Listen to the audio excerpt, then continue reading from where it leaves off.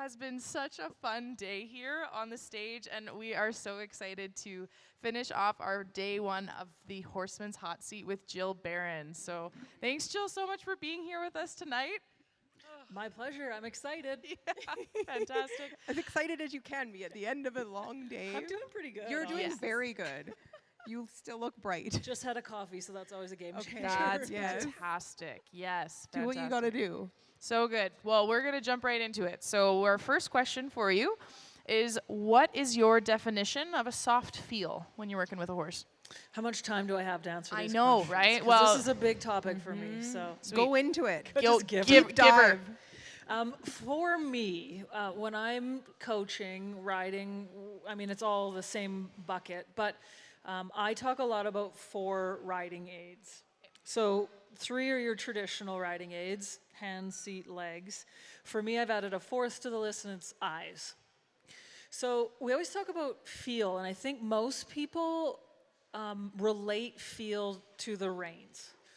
But to me, feel comes from all 4 of those riding aids communicating, working together, and effectively sending that message to your horse that's the one that you need at that moment in time, and feel, timing, balance.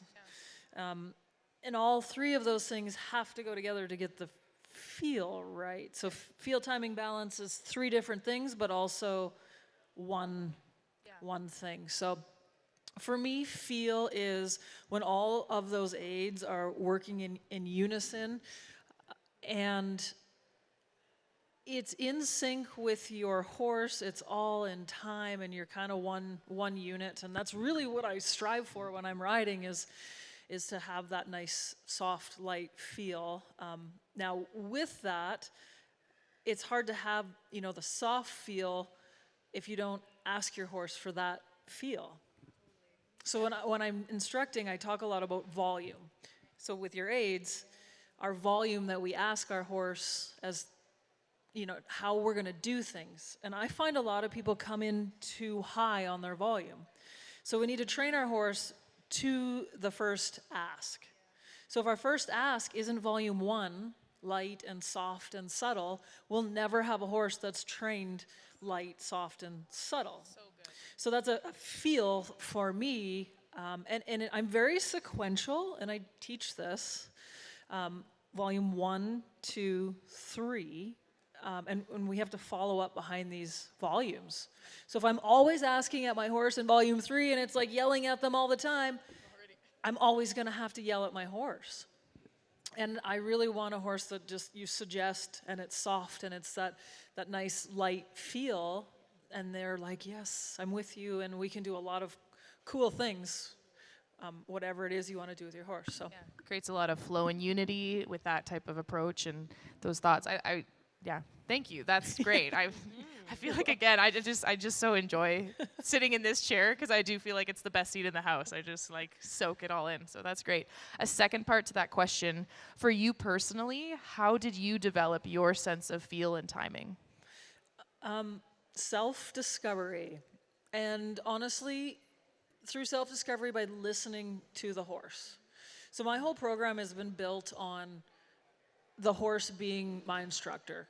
A lot of people will have mentors, or I went and rode with so-and-so and did this. And I mean, I've rode with some really great, influential people in the horse industry, but those people aren't going to give you all the tools you need to go through the rest of your career in horses. So it really is developed by listening to the horse.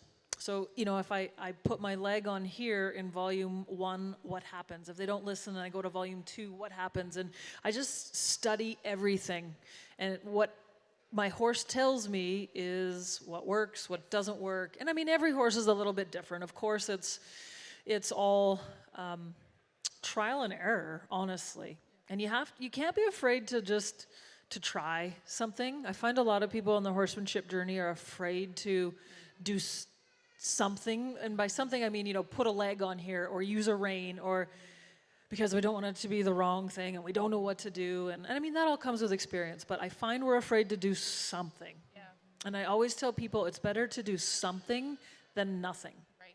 And if you do something and you don't get the results you wanted, well, then you go back to the drawing board.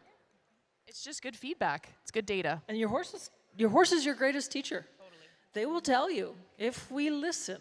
So I love that. That's great. Well, something else that we wanted to ask you, Jill, was how does a horse look to you when it's moving well and in self-carriage? And how does that apply to what you do with horses? So a horse in self-carriage really wants to use their hindquarters, lifts their abdominal muscles, their back will round out, their wither comes up, their neck comes up. So you really want to think of a teeter-totter. And the visual I teach, a horse's natural balance is on the forehand. So about 65% of their weight is naturally on the forehand. And we need them, in order to have a handy equine partner, we need that center of gravity to come back on their body. So if you envision a teeter-totter, their center of gravity is here, okay, and then their weight is in the front. So they're always going to be heavy on the forehand. I mean, different breeds change this teeter-totter, but their weight's on the forehand. So for self-carriage and a horse that's really handy, we need to figure out how to lighten the forehand, pick up the front end, and then roll that, I use a marble analogy, roll that marble back on our teeter-totter. So for self-carriage and a horse that's traveling really beautifully, that marble has to come back and be underneath our seat bones.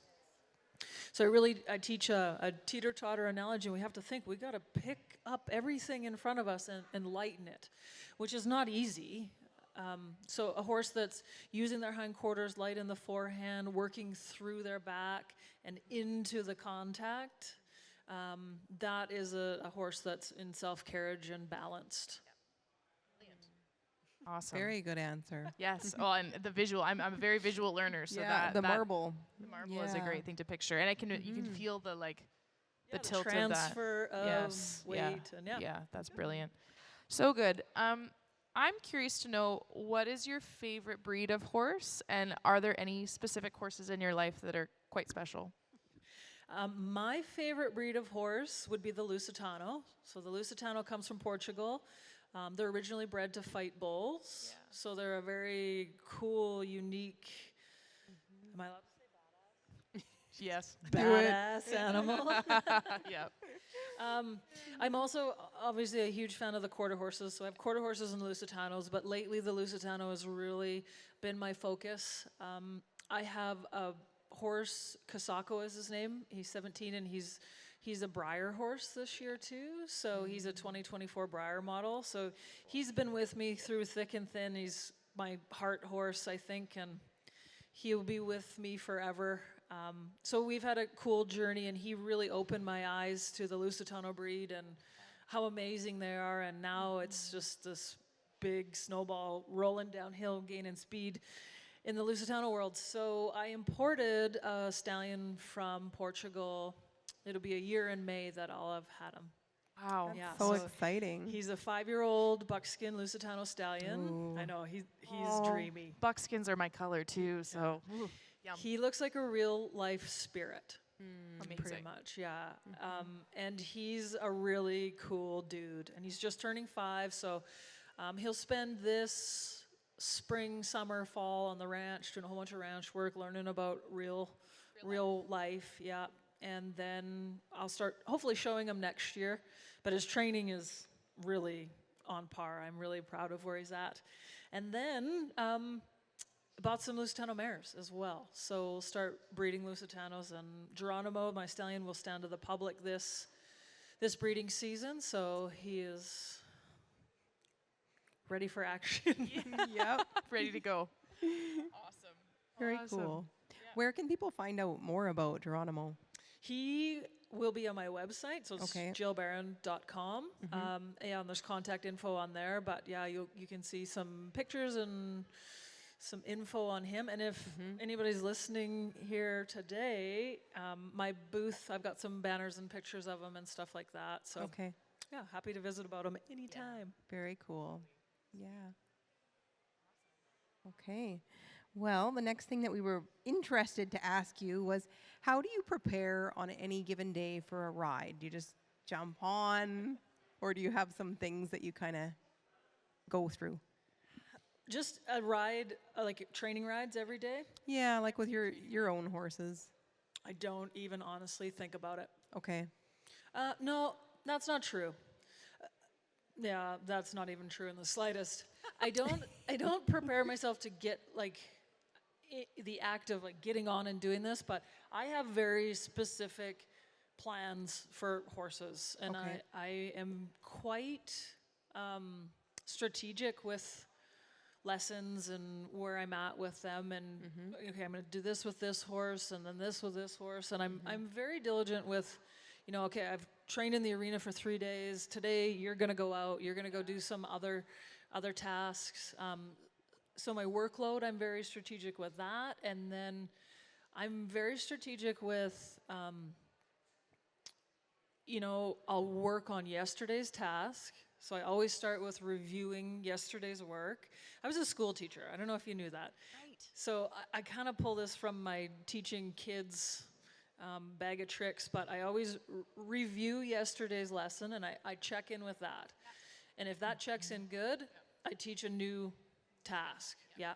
And I don't expect a whole bunch out of that new task, but I want to introduce it and say, okay, try and Moving wrap on. your head around this and figure this out a little bit. So I introduce it, but I try and keep it kind of light and you know, have fun with it a little bit. And then I usually end off a session by checking back in with yesterday's work again. But I'll make it a Nice. little bit harder than the day before.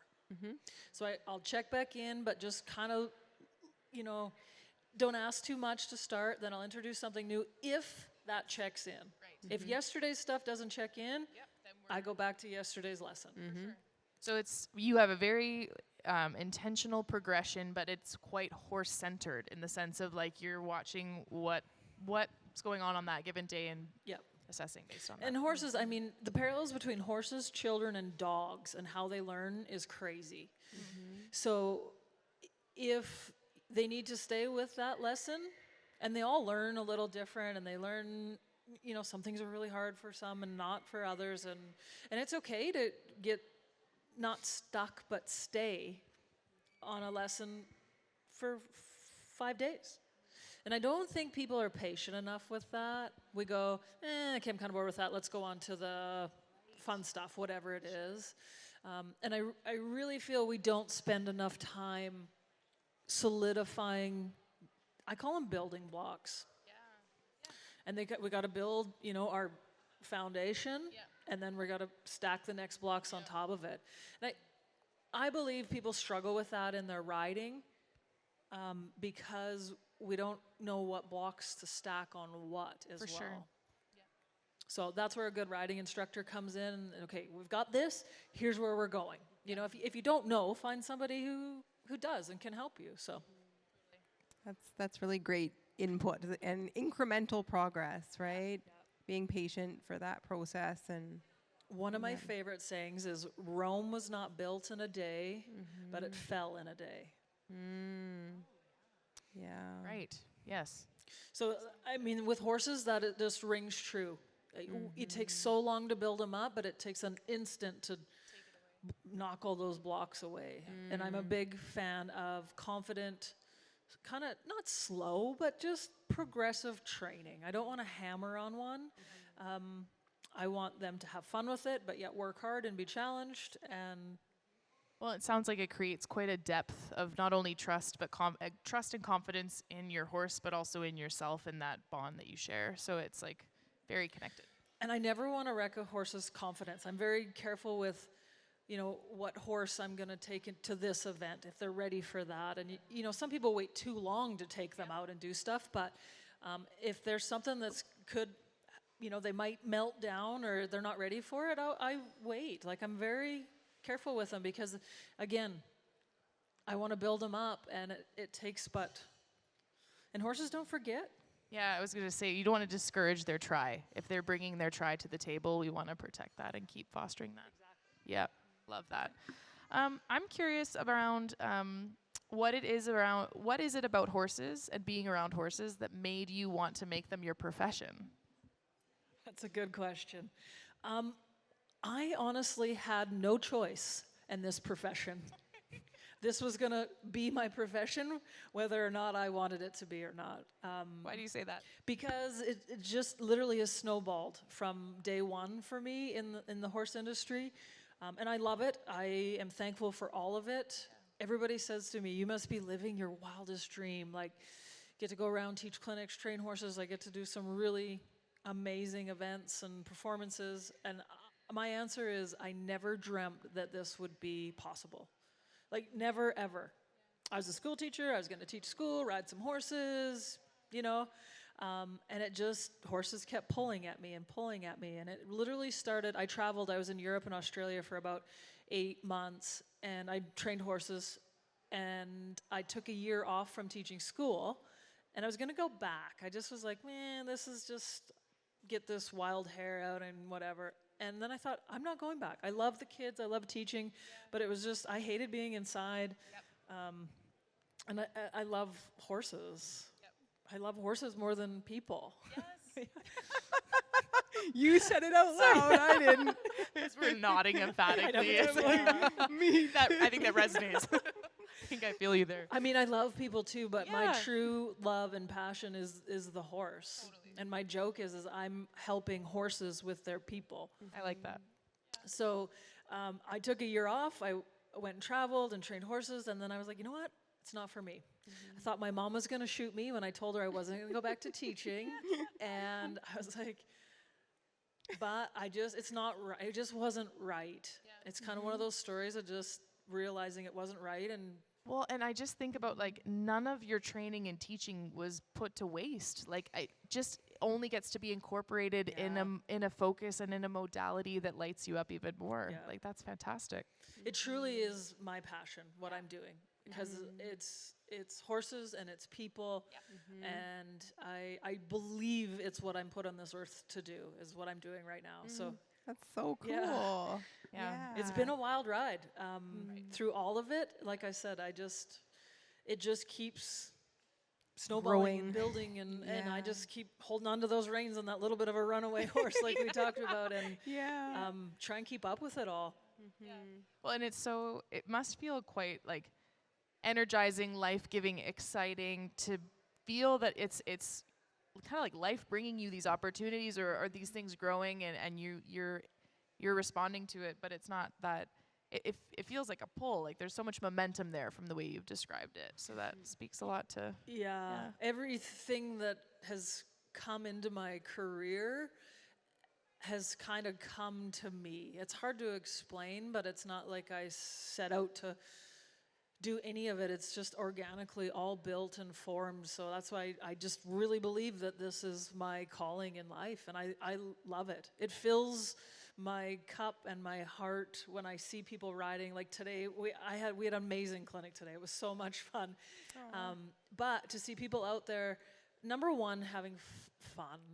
I don't know. I've seen some lesson programs and it doesn't look like fun. And I'm like, number one, we got to have some fun doing this because life is too short. Totally. So if you're not having fun, rethink that, because we need fun, number one. And enjoying their horse. That's big.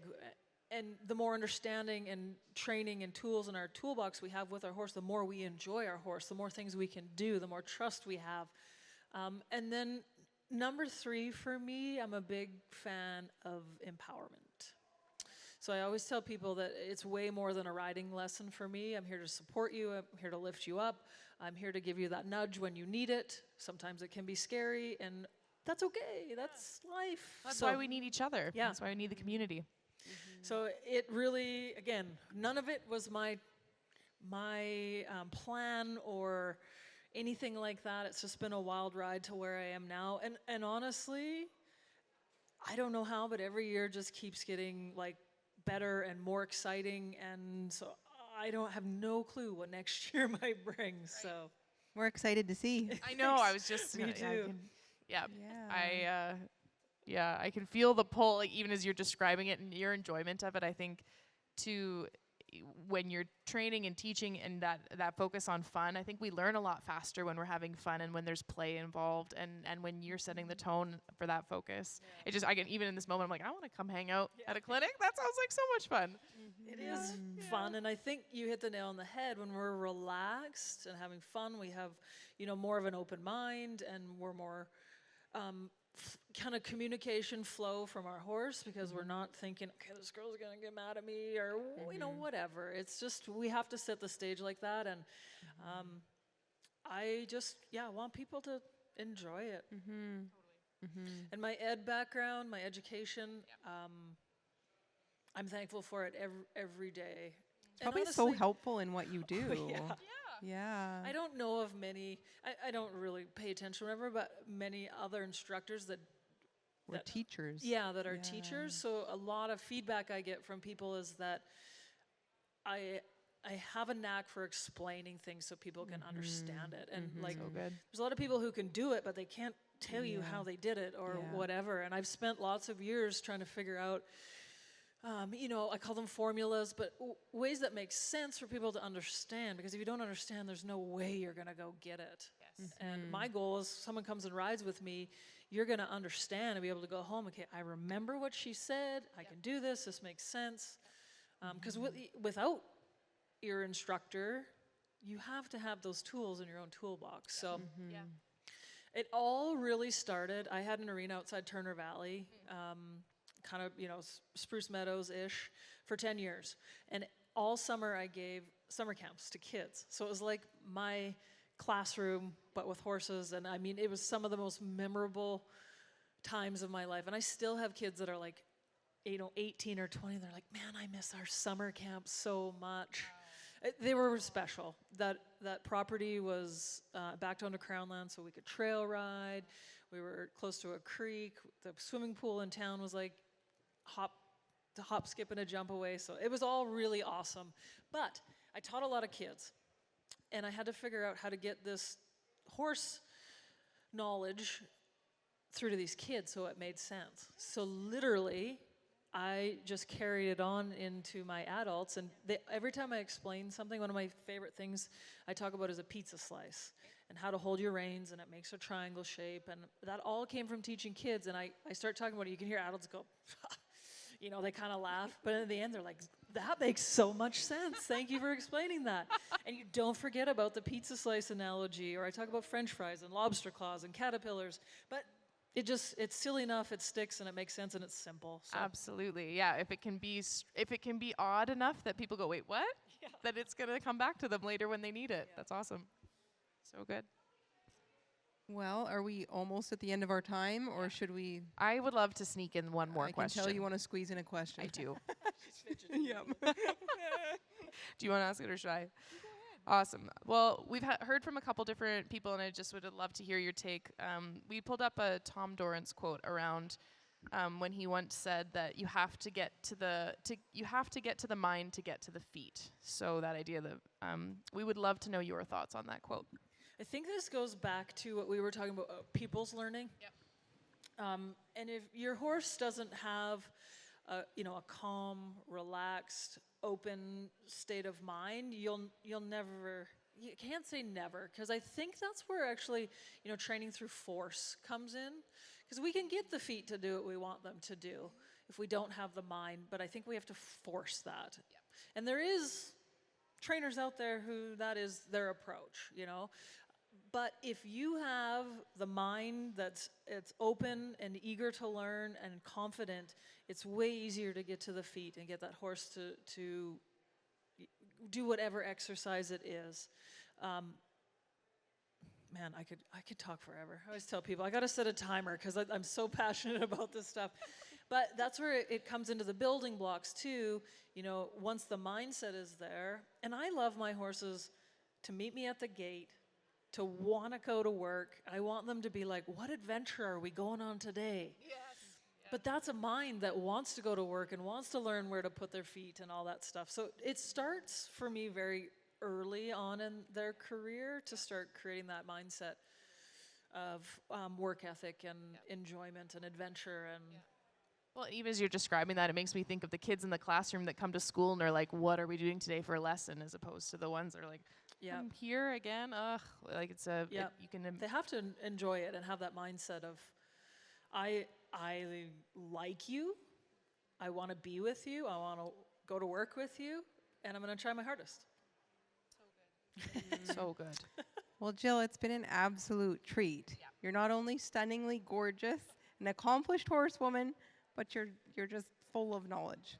Thank you for sharing that with us today. My pleasure to be here, and thanks for having me. So good. Before we let you go, can you just let people know where they might be able to find you and what you have coming up for the rest of the weekend? I have no idea what my schedule is. It's Okay. like so I don't intense. need like times and dates. I want like, cause like, what do you kind of have in your mind? Like, what are you working on and what? This weekend? Yeah. What are you presenting? Okay, all my things I got going on. I gotcha. Sorry. Yeah. Right. When people talk about my schedule, I'm like, Yeah. No. so I usually give a talk in the morning in the AEF, Yeah. Alberta Equestrian. Yeah. Okay. The lecture spot. Thank you. Yeah, Yep. that one. And tomorrow morning I give a talk about round penning with purpose. Cool. Yeah, so I'm going to talk about the building blocks that I work on in the round pen, and then I take those blocks out in the arena when I leave the round pen. Yeah. Very cool. Yes. And then I have a Briar meet and greet. Ooh. Yeah, Briar sent me up his official blanket, so that was a pretty big deal when I opened that up. That's so exciting. No, it was a big moment. I opened it Yeah. up and I'm like, oh wow. Jill, I'm curious, did you have Briar horses as a kid? No, You didn't. I didn't have Now you're going to anything. have one. I just have one. Yes. I just have one. You're gonna have a That's all I toy. need is one. Yeah. So Kasako comes into the arena in the back, and it's a half an hour, and I do a little bit of talking about his journey to being a Briar horse, and then people come in and pet him and meet him and take pictures and stuff. Yeah, yeah, it was So fun. It was. I was like, is anybody gonna come to this? But it was pretty full back there, Yeah. so it was pretty Awesome. cool. Yeah. So fun. And then I'm on a panel talking about breeding horses, and then I have my clinic, which is a Garocha clinic. Sweet. Yeah, it was so fun. And then I think that's the end of the day tomorrow. And it kind of follows that schedule. Similar pattern then. Yeah, every day. Perfect. And then in between that, Yes. I'm supposed to be in my booth. Yeah. And then there's like 2 or 3 other booths that I'm supposed to be in as well. So Wonderful. yeah. Which just leads us to where would people find you, I guess. Right, good. Your booth? Good interlude. That was so smooth. Wow. Getting good. 4506, which is just right in this building here. Perfect. And then social media-wise and media, jillbarron.com, and Instagram, Jill E. Barron. So my middle initial is E. And that's TikTok, Instagram, and then my Facebook is Jill Barron Horsemanship. So Amazing. Very nice. Awesome. Thank you so much again for your time and your Yeah. my pleasure. all your wisdom. And so, yeah, we look forward to when we get to connect next time. And thanks again for being here. Can't wait. Thanks, ladies. Thank Thanks. you. Thanks, everyone. Good night.